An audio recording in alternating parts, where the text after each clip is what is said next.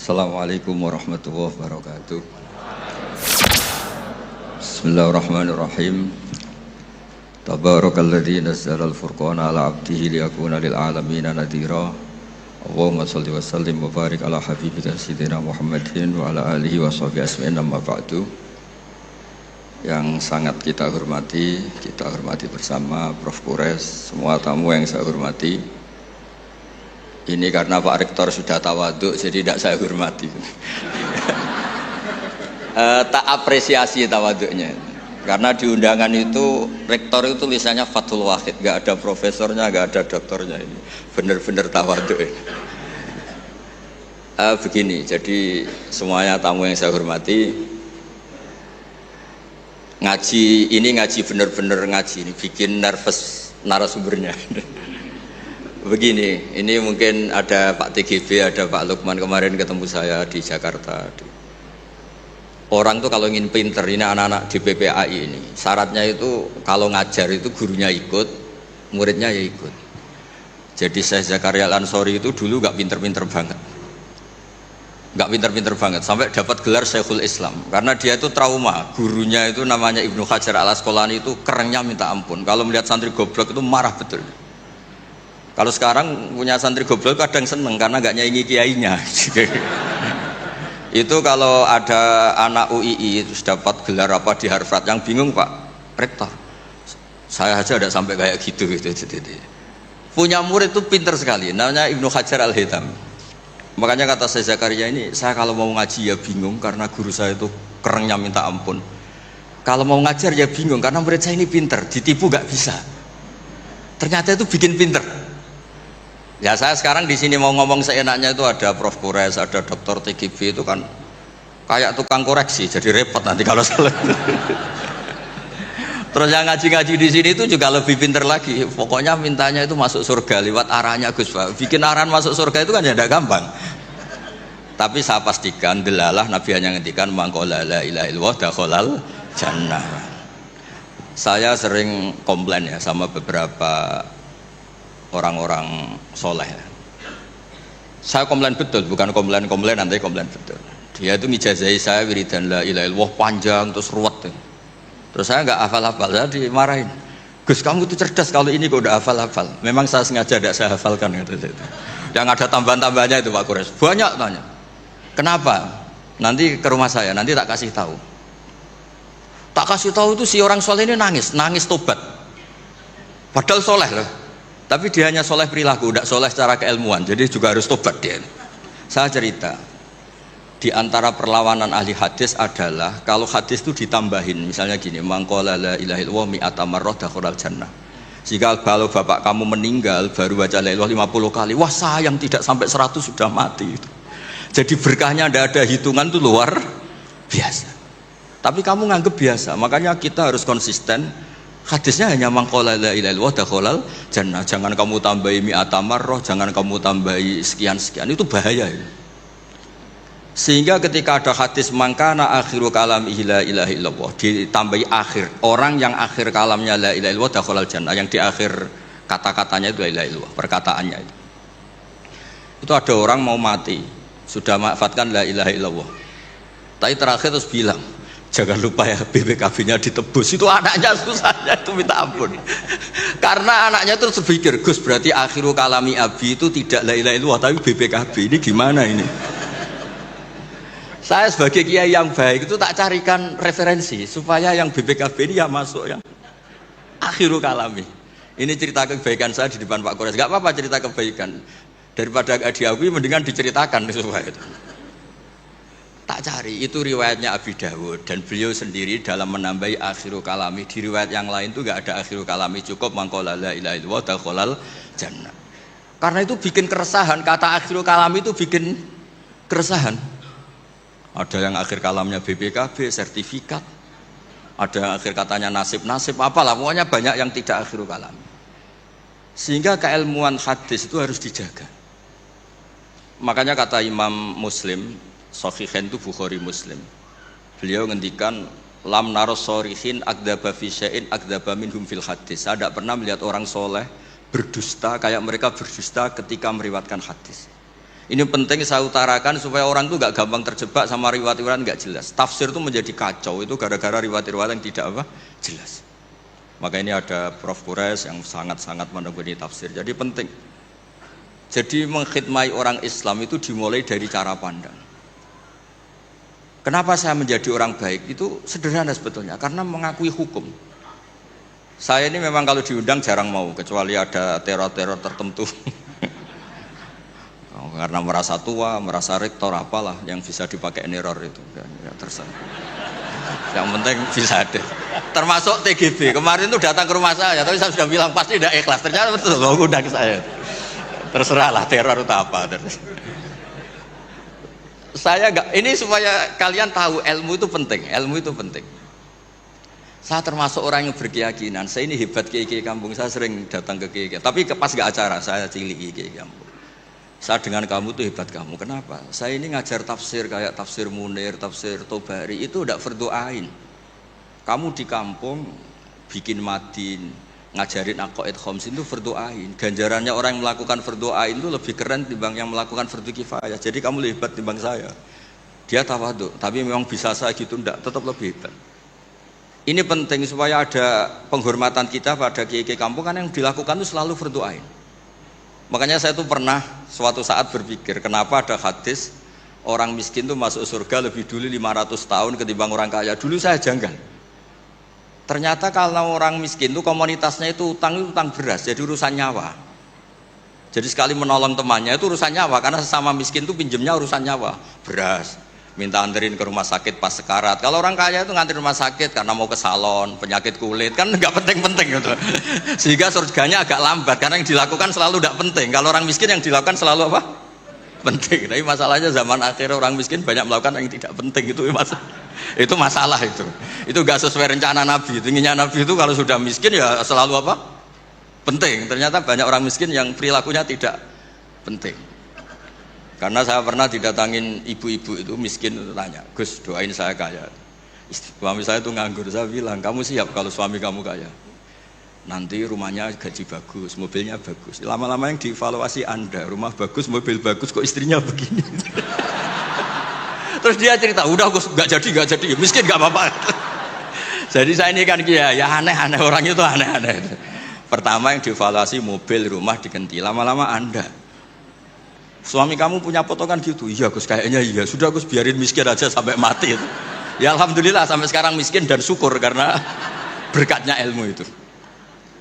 Jadi saya mohon yang di forum-forum terhormat kayak ini juga mengapresiasi mungkin beberapa saudara kita di pedalaman Papua, bikin jembatan darurat di pedalaman Sumatera, Aceh, bikin apa yang memang mendesak. Sehingga yang namanya fardu ain itu penting sekali. Saya punya riwayat dari kitab Ibnu Hajar al-Asqalani tadi, gurunya saya Zakaria al-Ansori.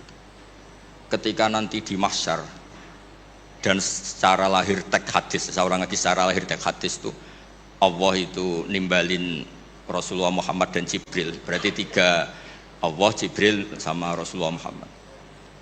Terus nabi-nabi datang dan dalam jumlah yang istilahnya itu makom sing yahbitul awwalun wal akhirun. Satu makom yang semua orang itu ingin. Semua orang kena hisab, kena evaluasi, nabi-nabi ini dekat sama Allah.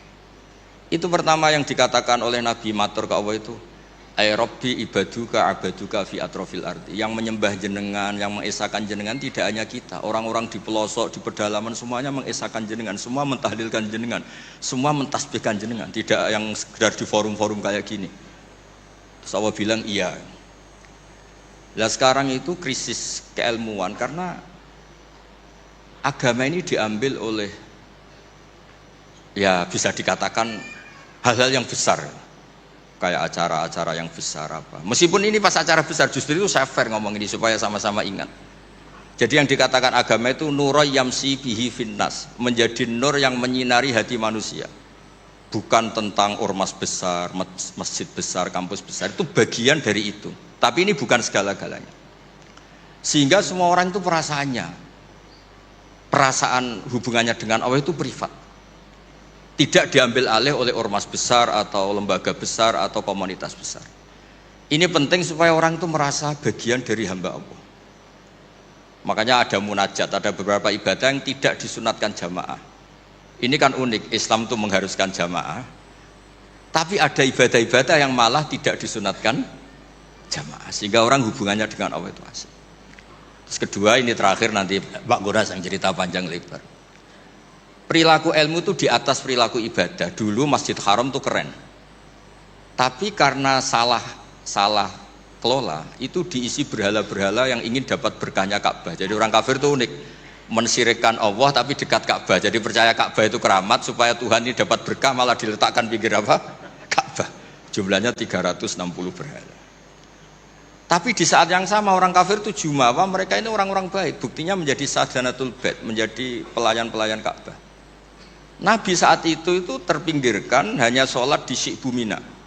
Nabi dengan para sahabat itu makan daun, makan apa, dan sholat di Syi'bu Mina. Tidak di tempat yang terhormat yaitu Al-Masjidil Haram. Ketika para orang kafir jumawa bilang, bagaimana Muhammad orang terhormat sementara dia ibadah saja di lereng-lereng gunung, sementara kita adalah sadanatul bait, kita adalah ahlu sikoyatil had.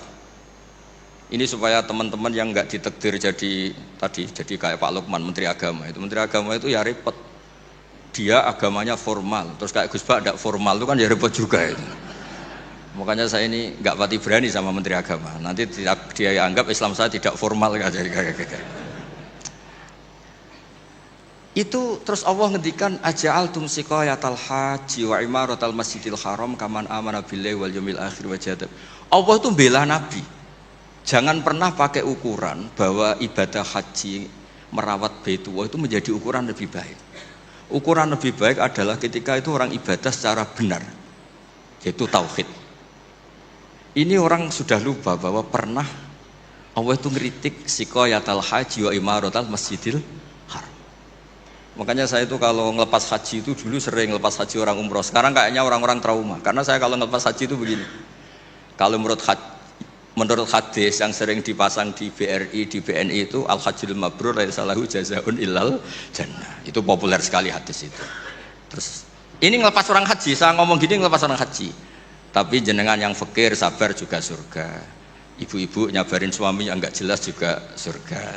Suami-suami yang nyabarin cerewetnya istri juga surga. Orang ingin haji enggak kesampaian tapi enggak ngomel-ngomel sama Allah juga surga. Kayaknya yang punya rumah itu kayak kecewa itu.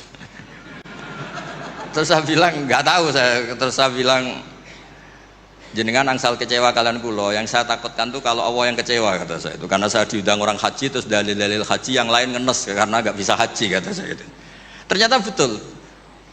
Hampir semua yang hadir itu ngapresiasi saya. Gus matur nuwun Gus. Biasanya kiai-kiai itu kalau diundang untuk haji, dalilnya haji terus bikin kita nelongso, bikin kita tersiksa karena kayak yang masuk surga itu yang haji saja, kita ada masuk surga. Semenjak itu sudah terkenal. Jangan undang Gus Bak kalau ngelepas haji kan. Saya itu punya kitab makalahnya Abdul Hasan Asyadili yang menjadi Thariqah Asyadili yang terkenal itu.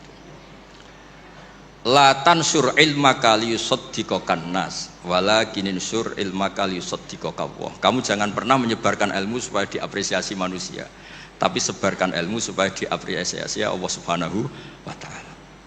Makanya saya tetap, meskipun kata orang banyak saya ini kiai terkenal, saya itu merasa ibadah saya itu ikrar, mengakui fungsi-fungsi kiai yang di kampung-kampung. Mereka itu, saya pernah punya teman itu nyuwun sewu, gobloknya itu enggak ketulungan.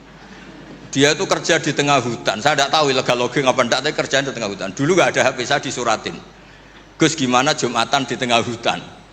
Saya bilang, kamu kan pernah ngaji. Kalau nggak kampung nggak apa, ada usah Jumatan, duhur saja. Masalahnya komunitas saya bilang, wong Jumat kok duhur, jadi mintanya Jumatan. Aduh. Pakai surat karena dulu nggak ada telepon, nggak ada. Saya bilang ya nggak apa-apa Jumatan. Dia masih punya sisa-sisa ilmu. Katanya kalau nggak 40, nggak kampung, nggak wajib Jumatan. Kamu tadi minta Jumatan, sekarang nggak mau Jumatan, ini gimana? Wes toh Gus, ini kan terkenal bodoh. Jadi itu kewajiban orang alim mikir itu, nggak kewajiban orang bodoh mikir itu. Karena dia korban teori bodoh itu penting. Kata dia nanti kalau ditanya mungkar nakir itu salah. Orang bodoh kok ditanya kata. Jadi memang agak direncanakan itu. Jadi ya bodoh pinter akhirnya dia. Setiap tanya saya, masa kamu udah bisa sendiri? Gunanya orang bodoh ya gini Gus, tinggal tanya katanya. Makanya yang hadir di sini juga penting itu. Tinggal minta resep Gus Bak, cara masuk surga, masuk sudah Gus Bak, masuk udah tidak penting, penting resepnya. Nah, akhirnya saya kan nyari-nyari gimana supaya ada Jumatan seperti itu. Nah ini yang terus saya bilang, kamu sama saya itu keren saya, keren kamu katanya. Kenapa Gus? Kamu nanti dikholi karena pendiri masjid. Makanya saya pernah cerita ini sampai kiai itu nangis. Orang tuh kalau kiai kampung itu pendiri masjid kadang dikholi. Kalau sudah kiai top itu bisa aja disangoni pakai uang kotak masjid kata saya itu.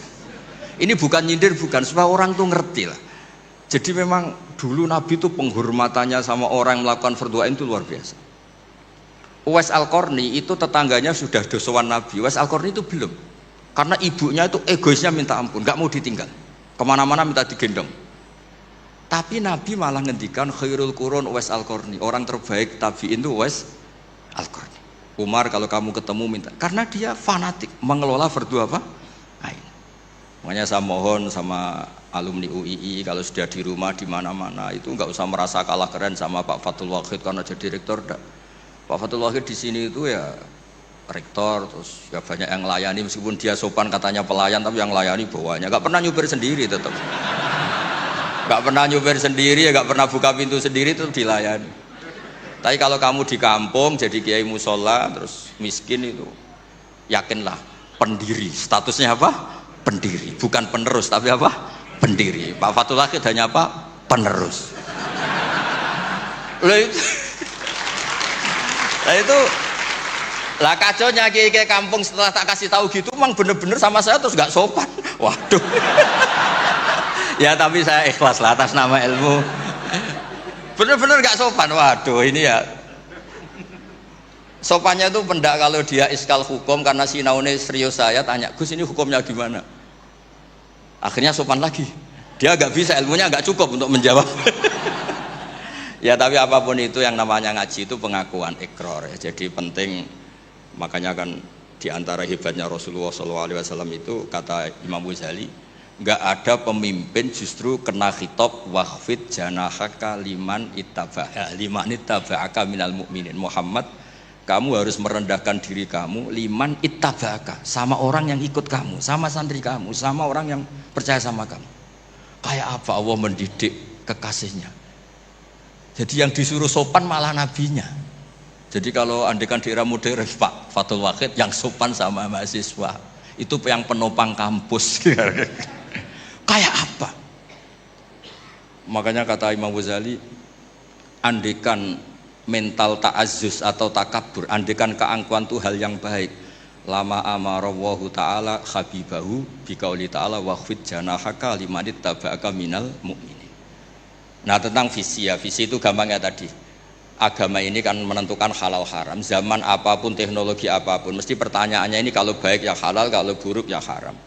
Misalnya ada teknologi yang orang bisa ke Mekah 2 detik atau 2 menit. Orang tetap pertanyaannya saat itu ibu kamu sekarat apa enggak, anak kamu sakit apa enggak, punya kewajiban fardu ain apa enggak. Kalau punya fardu ain kamu tinggal pasti orang nganggap masalah. Ya kan?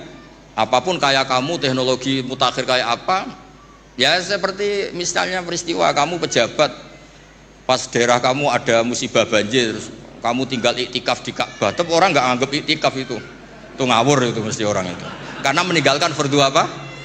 Ain.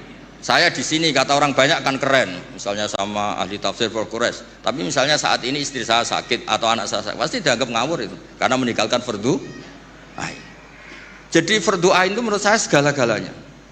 Makanya saya sering ngaji di majelis saya itu, saya sering cerita kata Allah dalam hadis qudsi, ma taqarraba ilayya abdi bisyai'in ahabba ilayya mimma aftaradtuhu alaih. Tidak ada ibadah yang paling saya sukai sebagaimana ibadah orang melakukan fardu. Jadi fardu ain ini adalah konstitusi. Berarti orang-orang yang sekarang nyari makan untuk keluarga dan statusnya fardu ain itu lebih keren ketimbang misalnya orang nyari kekayaan untuk rofahiyah, untuk takmilah, untuk penyempurnaan, untuk sekunder. Nah di sini pentingnya peletaan hadis orang miskin itu masuk surga lebih dulu 500 tahun ketimbang orang kaya. Tapi saya bilang ke santri-santri saya, tapi jangan kamu berpikir kalau Bilal itu surganya lebih dulu ketimbang Abu Bakar. Karena Abu Bakar ini jauh punya kebaikan di luar kebaikan sabar sama miskin, yaitu fungsinya menjadi pondasi Islam, yaitu Abu Bakar. Kalau ingin menjadi orang miskin yang cepat masuk surga tadi, semua perilaku Anda adalah fardu ain. Semua perilaku Anda adalah fardu. Itu kan ya berat. Ya jadi saya mohon masalah teknologi, masalah apa, yakinlah sama Islam, pasti hukum tertingginya itu kalau maslahat ya baik, kalau madarat ya haram. Sehingga kamu nggak usah, misalnya ada orang pakar bom, bisa punya bom yang satu kali ledakan bisa menghancurkan dunia, ya hukumnya itu ifsad. Kalau ifsad itu haram, kalau haram ya ada prestasi, kan gampang, kan nggak perlu ribet-ribet. Ya saya kira demikian sebagai mukaddimah saya, nanti Prof. Kores yang meneruskan. Assalamualaikum warahmatullahi wabarakatuh. Waalaikumsalam warahmatullahi wabarakatuh. Terima kasih Gus Bek. Selanjutnya kami mohonkan Prof. Kores untuk memberikan tausiahnya. Ya. Bismillahirrahmanirrahim. Alhamdulillah wassalatu wassalamu ala Rasulillah wa ala alihi wa sahbihi wa man wala. Kita sudah dengar dari saudara saya ini atau adik saya ini. Kita masih ingin mendengar banyak sebenarnya. Tema kita, visi Al-Quran menyangkut menjawab tantangan zaman. Sebagian dari tantangan zaman itu tadi sudah dikemukakan. Saya bisa mengambil kesimpulan bahwa tantangan zaman kita antara lain adalah pemahaman agama yang benar. Itu kesimpulannya.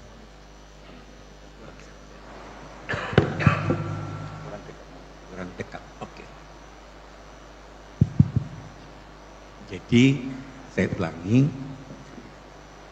saya mengambil kesimpulan dari apa yang dikemukakan oleh Gus Bahar tadi, bahwa tantangan kita antara lain adalah pemahaman agama yang benar. Kita bisa lanjutkan ini dengan mengambil kesimpulan umum, nanti saya akan berusaha merincinya. Tantangan kita itu adalah zaman itu sendiri. Zaman mempunyai tantangannya.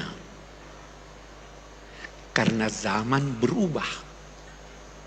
Perubahan zaman itu menuntut kita untuk menyesuaikan diri dengan perubahan, tetapi tidak keluar dari nilai-nilai ajaran agama.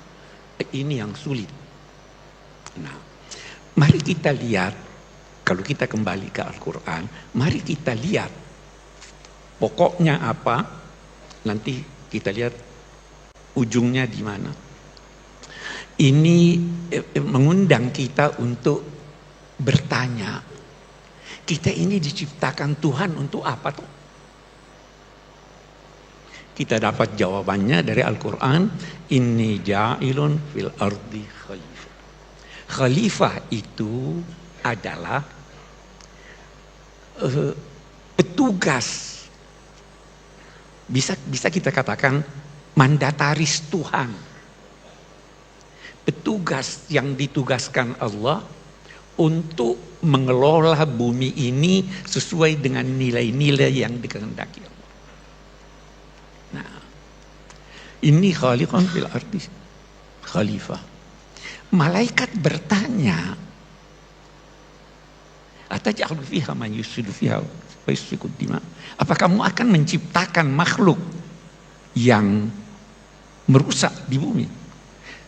Tuhan tidak jawab pertanyaan malaikat itu dalam bentuk firman. Dijawabnya, apa katanya? Wa 'allama Adamal asma'a kullaha. Adam diajar Allah semua nama-nama. Kalau kita kembali ke ulama tafsir, itu banyak sekali. Saya ingin mengambil kesimpulan begini. Kita mahasiswa, kita belajar, kita dosen, kita bekerja. Ilmu yang paling perlu Anda ketahui adalah ilmu yang tidak menjadi baik tugas Anda kecuali mengetahuinya. Anda dosen bahasa Inggris, tidak menjadi baik pengajaran Anda kecuali kalau Anda paham benar bahasa Inggris. Anda tidak dituntut belajar bahasa Cina. Anda tidak dituntut belajar kedokteran.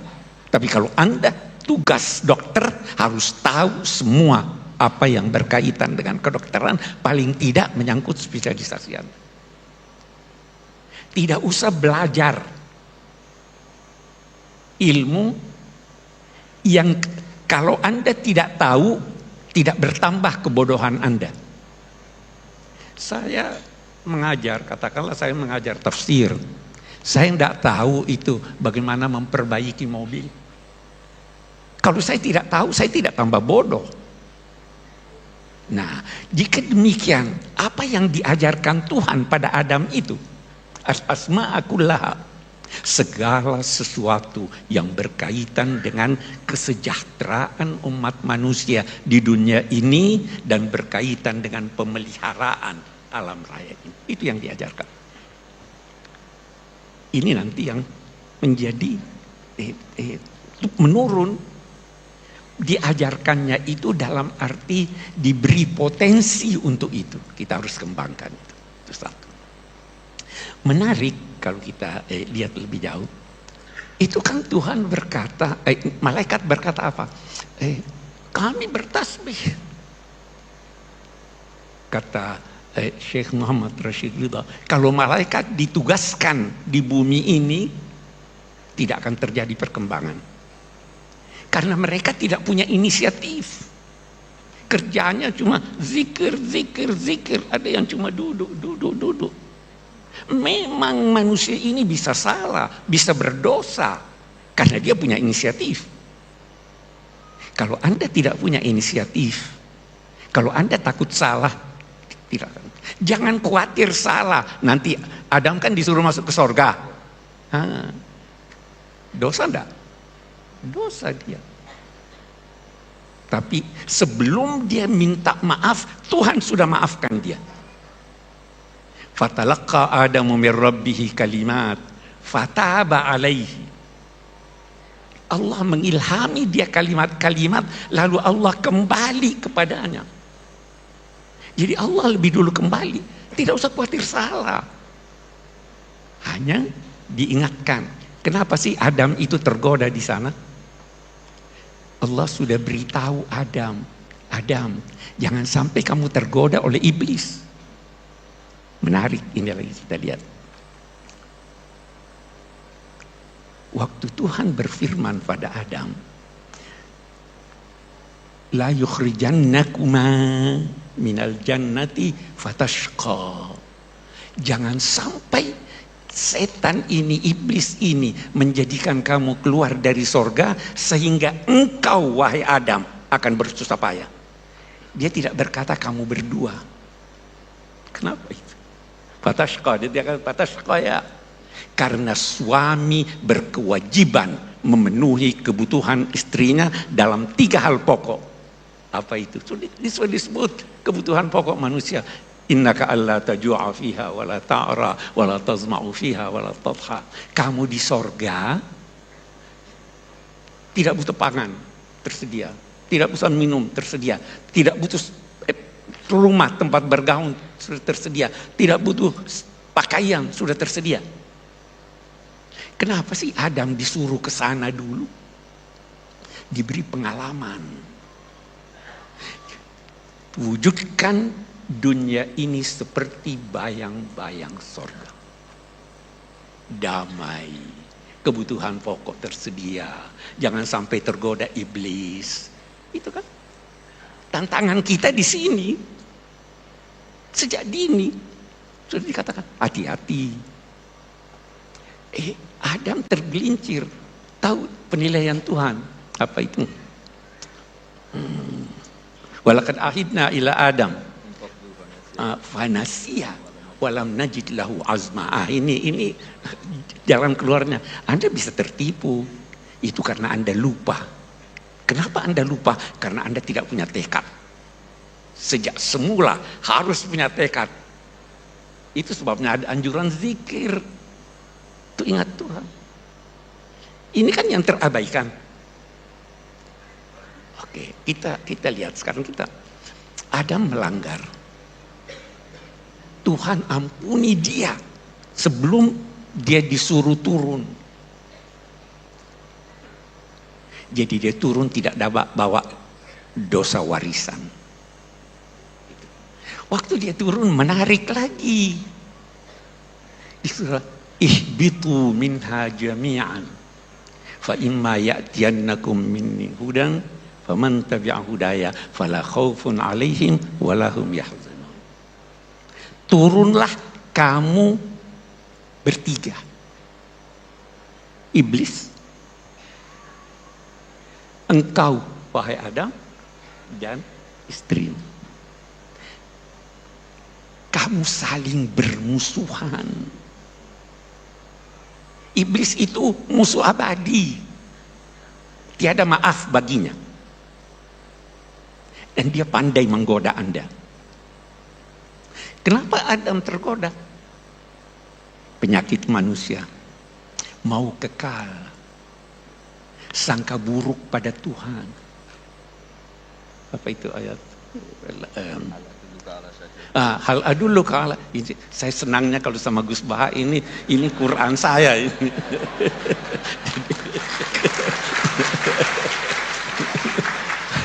Hal adullu ka'ala syajaratil khuldi wa mulkin la yabla. Mana hakuma rabbukuma antilkuma syajara illa antakuna malakai. Takuna minal khalidin. Itu setan menanamkan buruk sangka pada Tuhan. Itu kamu dilarang dekat itu karena Tuhan tidak mau kamu jadi malaikat. Karena Tuhan tidak mau kamu kekal. Jangan pernah buruk sangka pada Tuhan. Ya, ini tuntunan yang kita bawa ke dunia nih. Ihbitu minha jami'an. Turunlah. Anak cucunya menghadapi dunia ini paling tidak ada 3 sikapnya. Dia lihat dunia hebat sekali ini. Sampai-sampai Imam Ghazali ada yang berkata dia tergelincir ketika berkata laisa fil imkan abda'u mimma kan. Tidak bisa lagi lebih indah dari ini. Maksudnya Imam Ghazali tentu bukan mengurangi kuasa Tuhan, tapi saya tidak akan terangkan itu. Indah sekali. Ada manusia waktu dia lihat alam raya ini semuanya indah, semuanya benar, semuanya baik.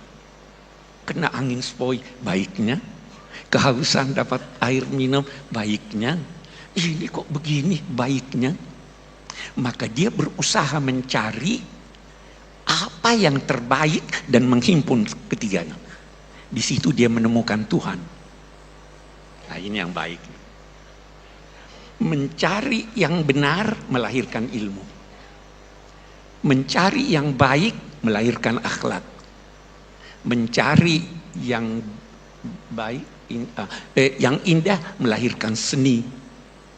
Tuhan mau kita itu jadi seniman, ilmuwan, dan kebudiman. Satu. Ada yang satu lagi nih, satu kelompok. Lihat indahnya. Alam raya ini dijadikan Tuhan ayat tanda. Saya beri ilustrasi. Saya mau ke Solo, di jalan ada penunjuk jalan. Penunjuk jalannya satu orang berdiri, ada berlian di tangannya, wajahnya bagus. Waduh indahnya. Saya berlama-lama di sini, saya lupa ke Solo. ada orang begitu terpengaruh dengan keindahan dunia dan sebagainya, dia lupa bahwa itu sebenarnya petunjuk jalan. Ada yang begitu. Ada lagi yang berusaha menghimpun semuanya ini.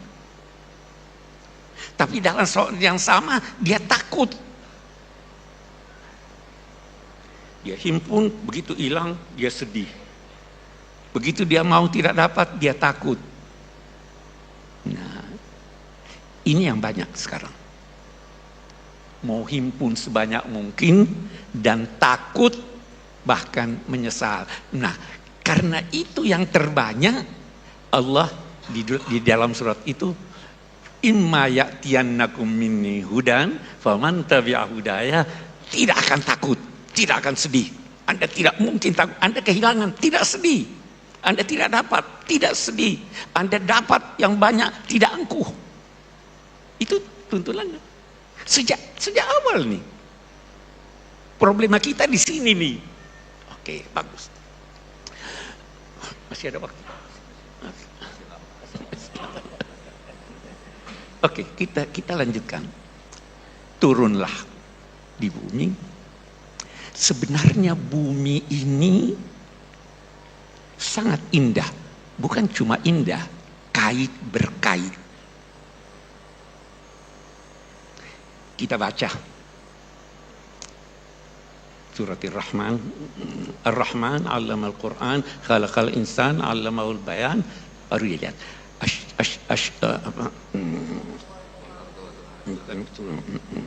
Wan najmu wasyajaru yasjudan was samaa'a rafa'aha wa wala'al mizan alla tatghaw fil mizan.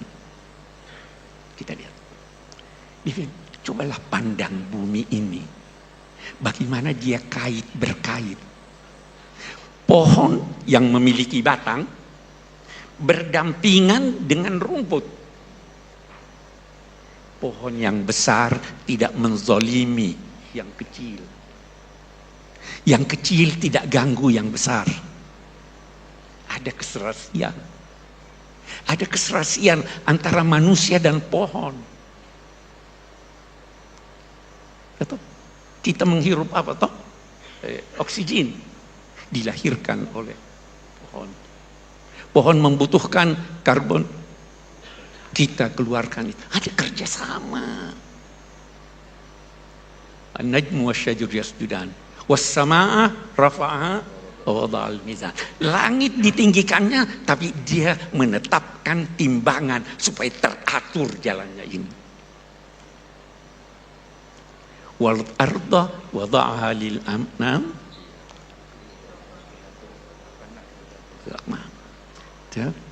Untuk apa ya Allah itu semuanya?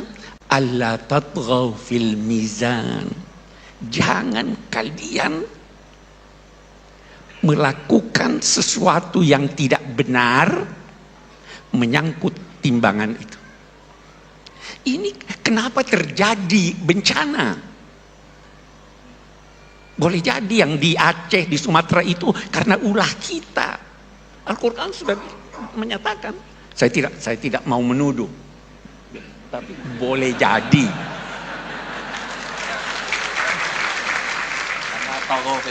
Nah, karena itu wala tatghaw fil mizan. Ya, Al-Quran sudah menyatakan wa allau istaqamu ala tariqati la aqnainahum ma'an khar. Kalau berjalan di ini, kenapa kita sakit? Karena tidak seimbang kita. Kenapa tantangan datang? Tidak seimbang antara kalbu kita dengan akal kita. Semua mau diakalkan. Itu zaharal fasadu fil barri wal bahr bima kasabat aydin nas. Sejak semula. Jadi atur keseimbangan. Obatnya keseimbangan.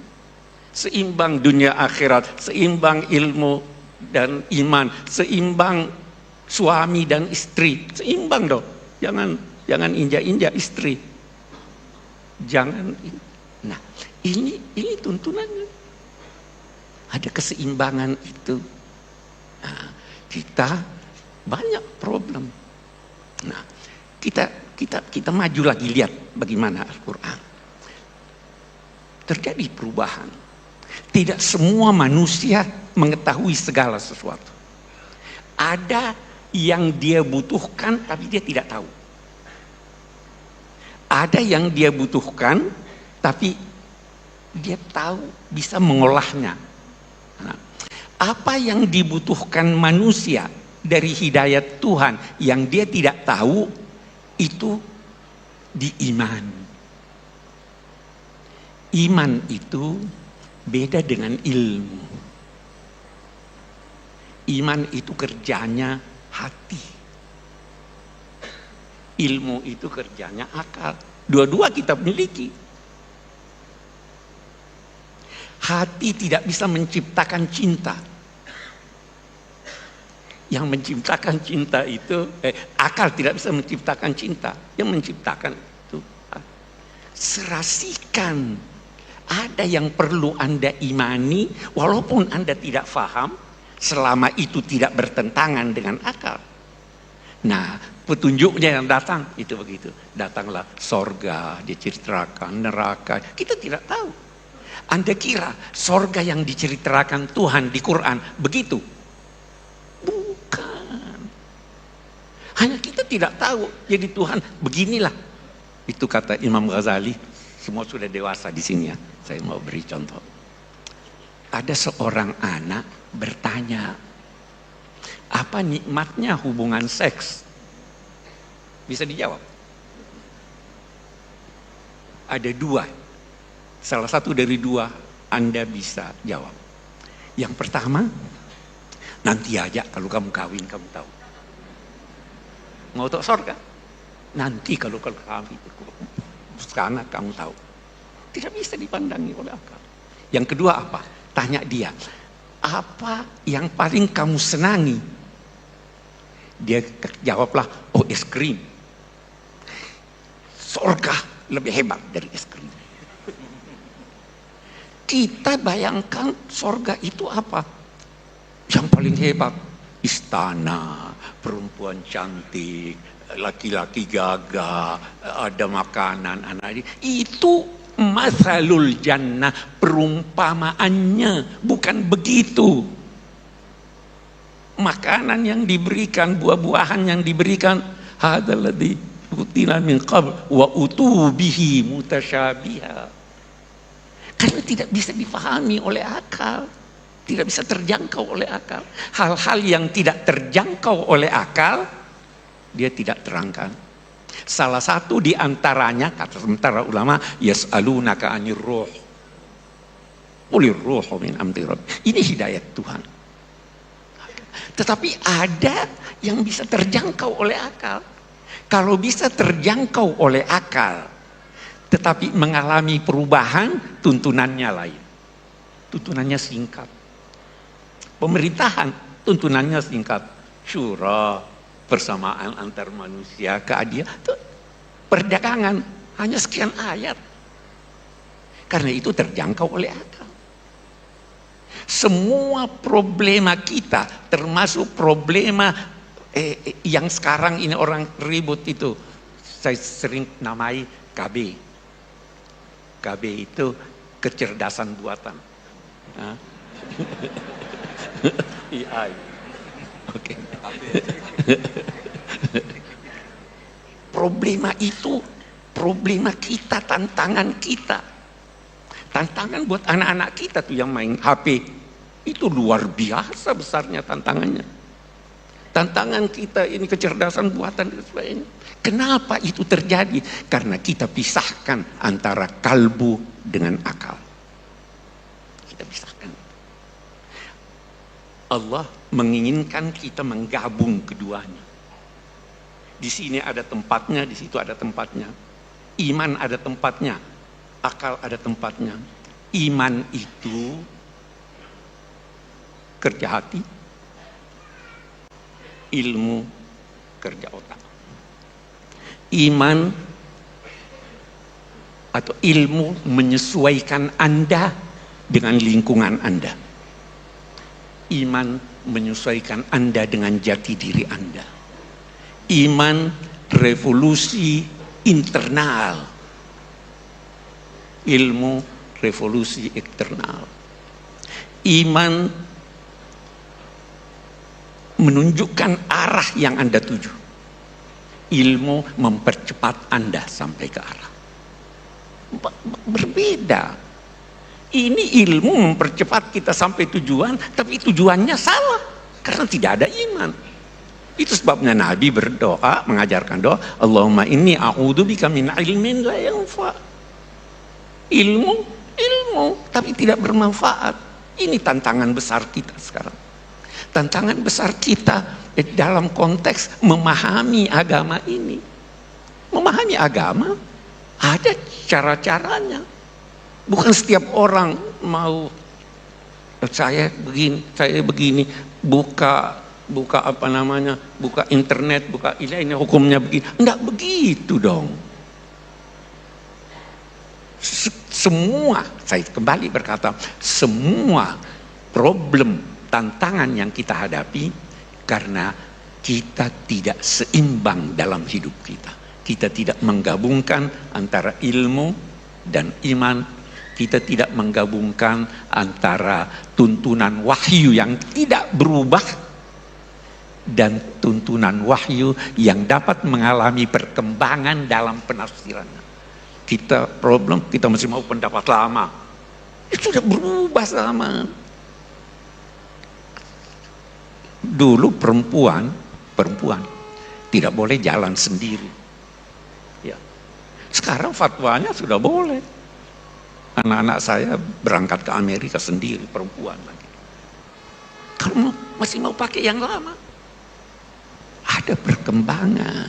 Ini banyak sekali tantangan, ya, kemiskinan, ketidakamanan, penjajahan, kebodohan, terlalu banyak tantangannya. Jalan keluarnya kembali kepada tuntunan Allah dan Rasulnya. Wassalamualaikum warahmatullahi wabarakatuh. Keseimbangan.